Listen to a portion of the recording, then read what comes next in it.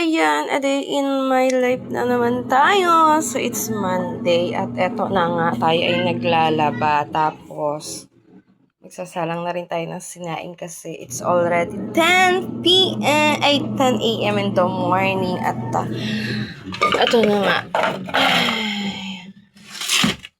So, ito, yung mga gawain ng mga diba, no? Yung mga nanay. Nako, Diyos ko. Para tayong mga octopus. Marami tayong kamay kailangan. Kasi, yun yung,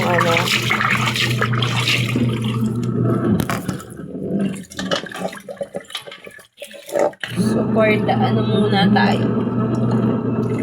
For the saing.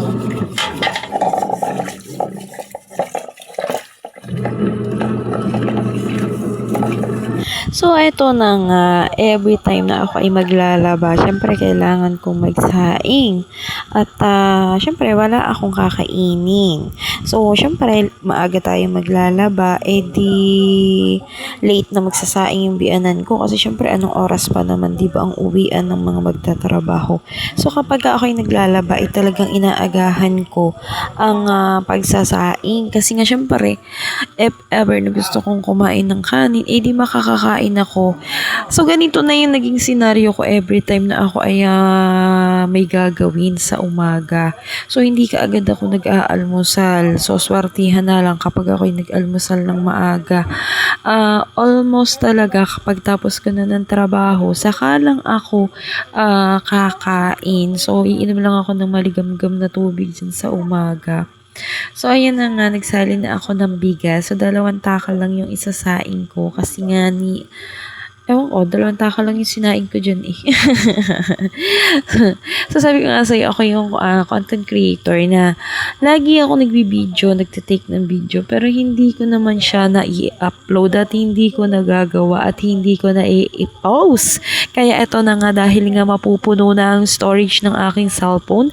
Ayan, may papispis sign pa siya, oh. So, ako yung tipo ng nanay na ewan ko nga ba, bakit ganito ko, na every time pag ako ay may ginagawa, hindi lang iisa yung ginagawa ko. So, kapag ako ay naglalaba, meron ako yung pagsasaing, may paghuhugas ng pinggan, meron akong pagkukuskus ng CR, merong may paglilinis ako ng kwarto, alam mo yun, yung tatanggalin ko lahat ng mga pundak, yung mga bedsheet, ganon. Tapos may pagmamap, may pagwawalis. Hindi ko alam kung bakit ganito ako.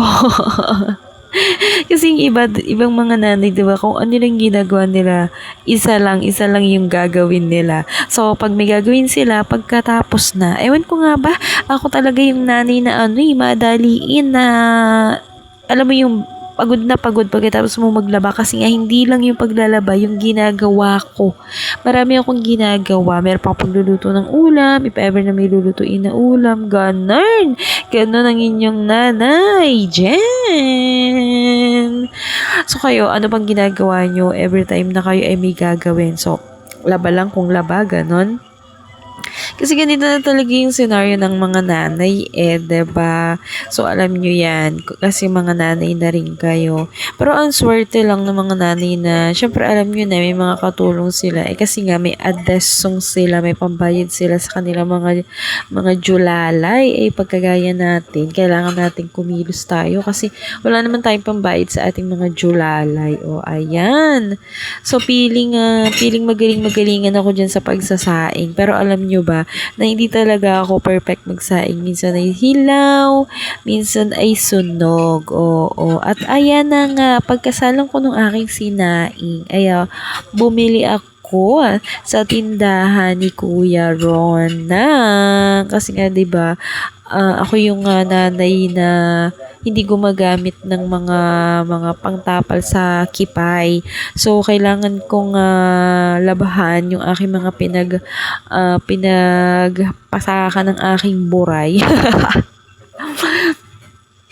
Ewan ko nga ba, Since talaga pasador lang talaga yung gamit ko, tela, kaya medyo mahirap pero okay lang kasi kesa naman na siyam na buwan akong merong pakwan sa tiyan, 'di ba? Buwan-buwan maghirap na lang ako sa paglalaban ng aking mga pinagreglahan. At syempre, may mga pikas-pikas na mga damit. O ayan, Sunrocks Original. O baka naman, Sunrocks. So, 50 pesos yung ganyan. Oo, pero ang dami naman ng malalabahan or matatanggalan ng pekas.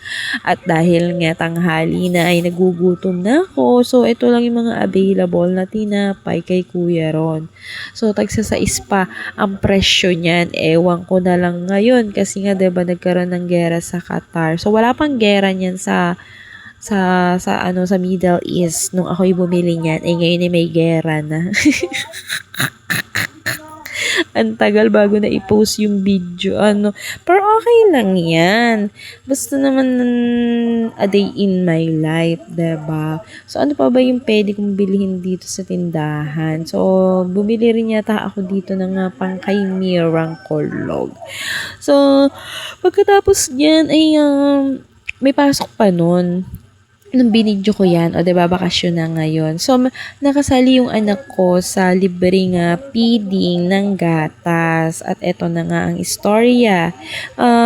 Linggo-linggo yan na binibigyan sila ng gatas. Eh, syempre, medyo naumay yung bata kasi nga, diba, ang ginagawa ko na lang is hinahati ko. So, kaya, ang ending, ako yun, toma ba? Kasi syempre, alam niyo naman, libre na nga to. Tas kesa naman masayang, ay di ininom ko ng ininom namin. So, yung gatas na yan, libre yan ng libre yan, bigay sa feeding. So, ayan. Nilagyan ko lang siya ng kalahating Milo. So, kalahating gatas, kalahating Milo, at kalahati kami ng anak ko. At thank you po kasi napasali yung aking anak dito sa ganitong mga bigayan, o 'di ba? Kasi iilan-ilan lang sila na napasali. Yung talagang alam niyo na, yung payat, ganun. Alam mo kasi meron namang mga bata na kahit na binibilhan mo ng mga pagkain, ganun, ay payat pa rin talaga siya. Lalo yung anak namin ay sakitin talaga siya kasi siya ay may hika nga ni. So, ayun lang. Hanggang dito na lang ang aking video at salamat sa mga nanonood ng aking mga video-videohan. Buhay Nanay Serian ni Ate Jen. At salamat sa pag-subscribe. Sana ay subscribe nyo ako at don't forget to watch my video. Thank you, thank you!